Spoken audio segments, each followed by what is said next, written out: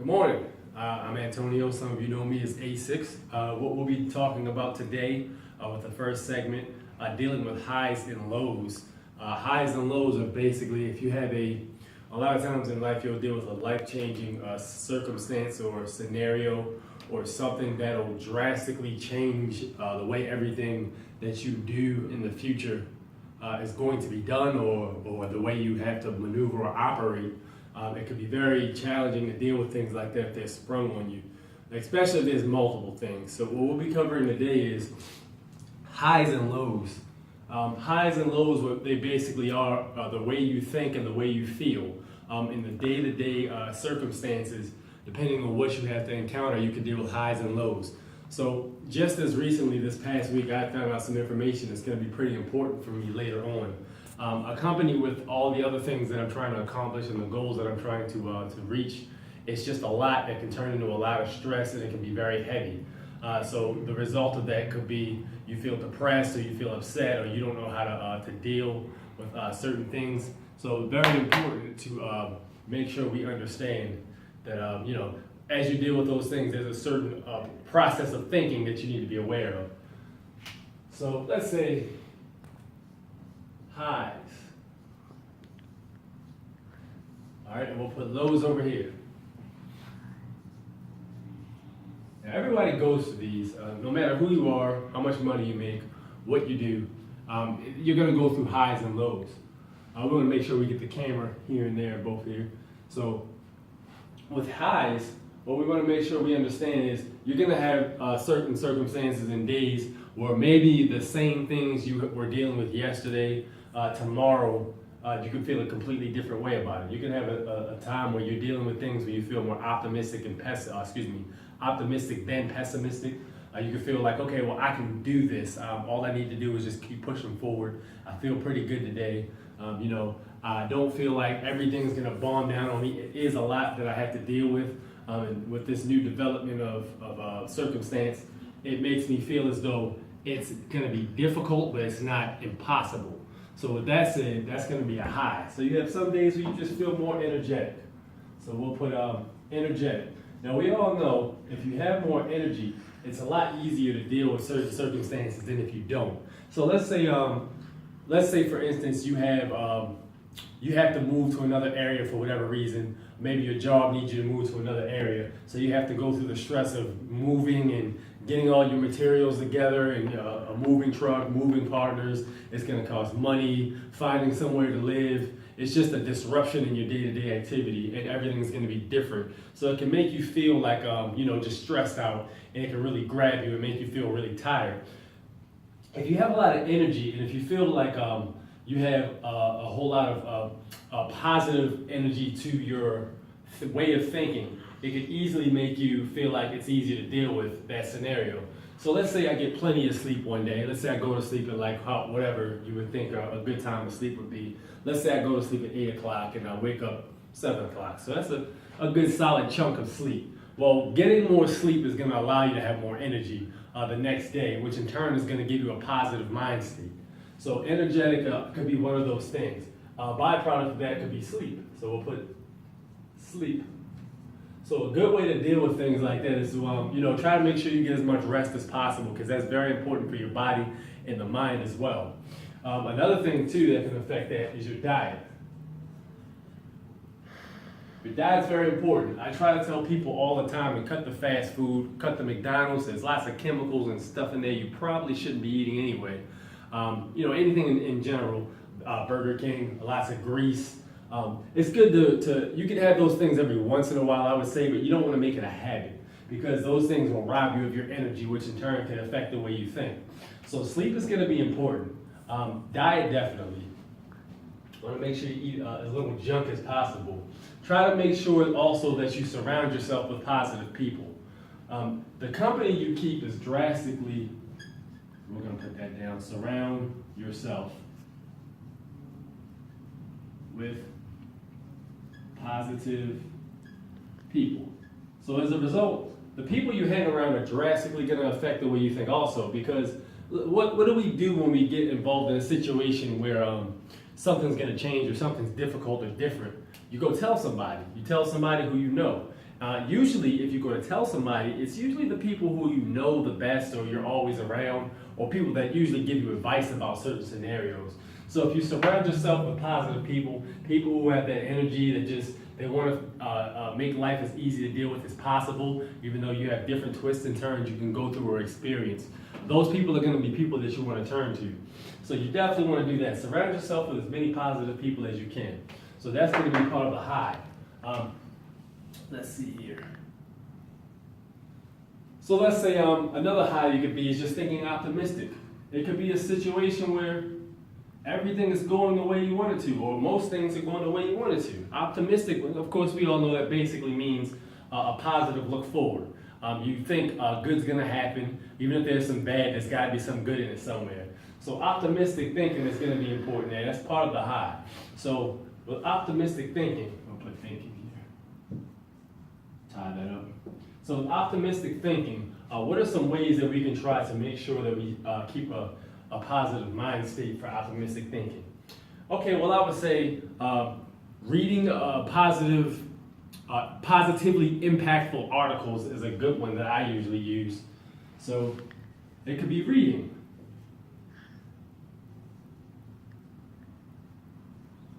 You can say stories or articles, whatever you really you prefer to put. So reading positive articles or stories. Also, motivational speaking is a very good one too. You can kind of chalk that up to what we're doing here. There's some other channels that you can watch on YouTube also that'll help you with that. Just telling you simple ways that you can improve yourself, simple ways that you can learn to deal with certain scenarios and circumstances. So we'll say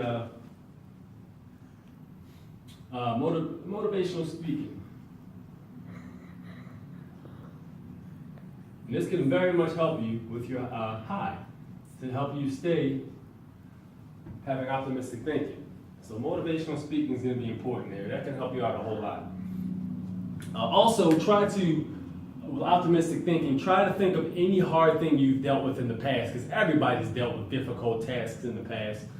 Things that you've done or you've had to go through that weren't going to be easy, and you acknowledged that they weren't going to be easy, but as a result, you still got through them. So resulting the past experiences is definitely going to be helpful. So we're going to put past experiences here.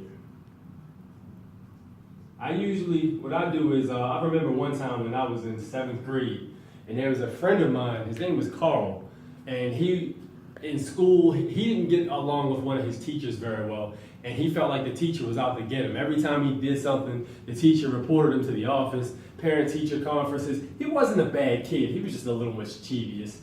So, he had gotten in trouble in class, and he felt like everything was going to be hard. He was trying to bring his grades up. His dad was on him about his grades, and everything. He just was at the lunch table looking very down.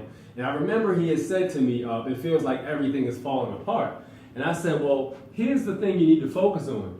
Instead of focusing on everything at once, just try to focus on one thing at a time. So you're not always going to be able to do everything right away, because that's just not the way it always works.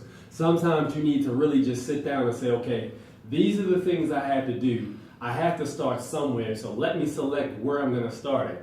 What I usually suggest to people is to start off with the easiest things. That way you can get them done. It's like a snowball effect. You start off with the easy things, and you get those easy things taken care of. So let's say you have 70 things you have to do, but one of them is pay a little $75 parking ticket, okay? So you have to do these other 70 things, but there's one ticket here that you can pay the $75. Okay, well, pick up the phone, get your credit card, pay the $75 ticket, and be done with it. Got my confirmation number, that's done. So now I can move on to the next thing. As you start to take care of one thing at a time off of the list, it'll build your confidence, and it'll put you in an optimistic state where you feel like you can deal with those harder tasks later. Dealing with easier tasks is a great way to try to build your confidence up. So we're going to write past experiences there at the top, and then right here we're going to put, let me see, handle the small things first.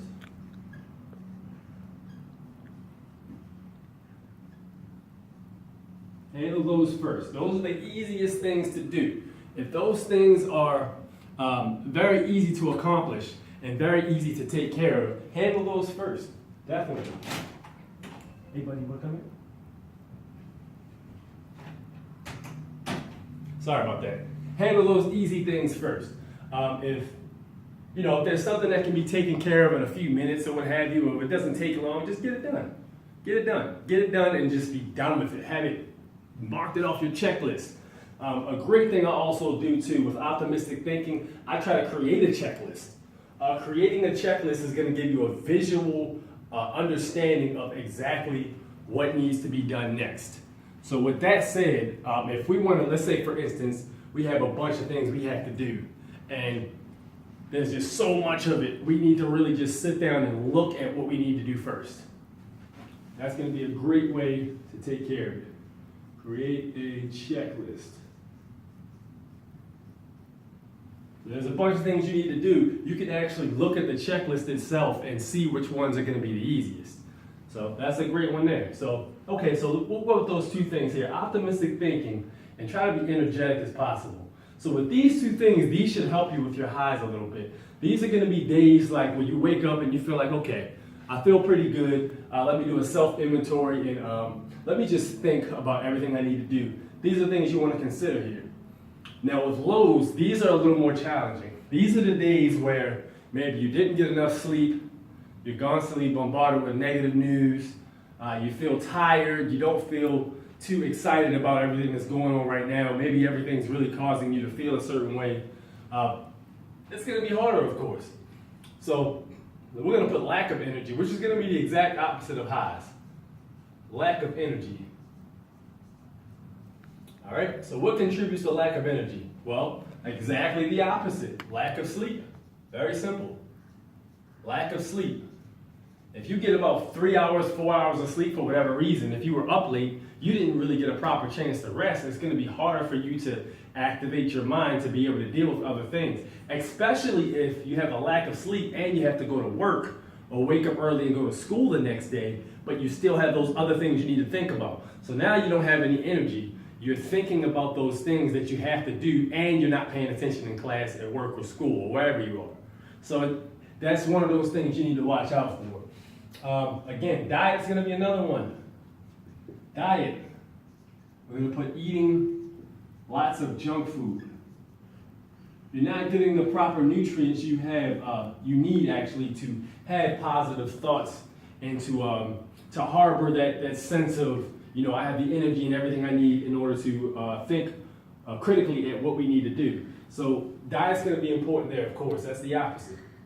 If you have negative people surrounding you. Now see, this is one of the things, and this is very interesting.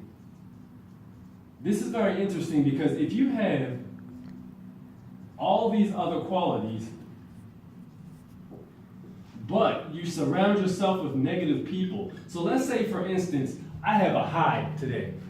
This is how important your surroundings are. Let's say I feel good when I wake up in the morning. Let's say I got plenty of sleep.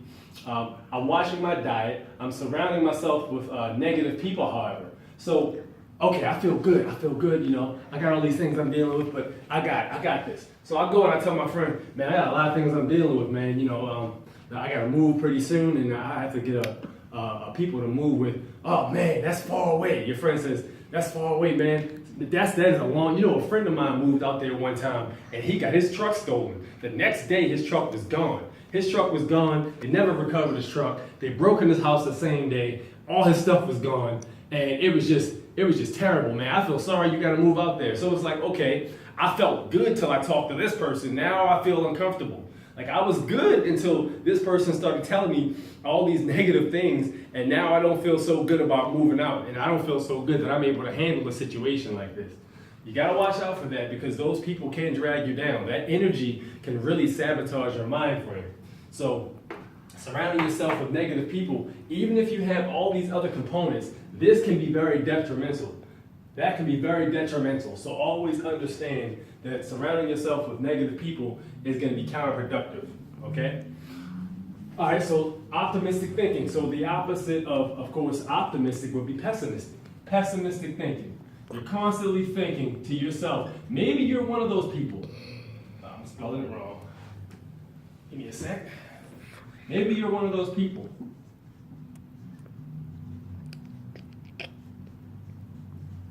Maybe you're one of those people. Maybe you're actually the person who's one of those negative people in somebody else's circle. That's possible. If that's you, if you're constantly reminding people of negative things, or if you're not just saying it to warn them, but you're saying it basically constantly telling them bad stuff and just throwing it out there just so they can, take it in and let it swish around in their mind, you got to be careful of that, because you could be the problem in somebody else's circumstance. Very much so. So you have to take a self-inventory and understand that. If it's not you, it could be somebody else in your circle. So pessimistic thinking, what are some things that we have to understand about pessimistic thinking? Okay, so let's say one thing I always teach in my other class is the news. The news, local news as a matter of fact, we'll put local in parentheses. No, the news is, if you ever watch the news, it's about an hour long, and they constantly bombard you with negativity and bad things that happen all around. Today, 7 o'clock at midnight, or let's say 12 o'clock at midnight, and 7 o'clock this morning, there were 2 stabbings in Baltimore. 3 p.m., the old lady got robbed for her groceries, and her truck was stolen. What else? What are some other things? A robbery down in South Baltimore. Like, there's constantly negative news, and it's just going to weigh on your psyche. So yeah, news.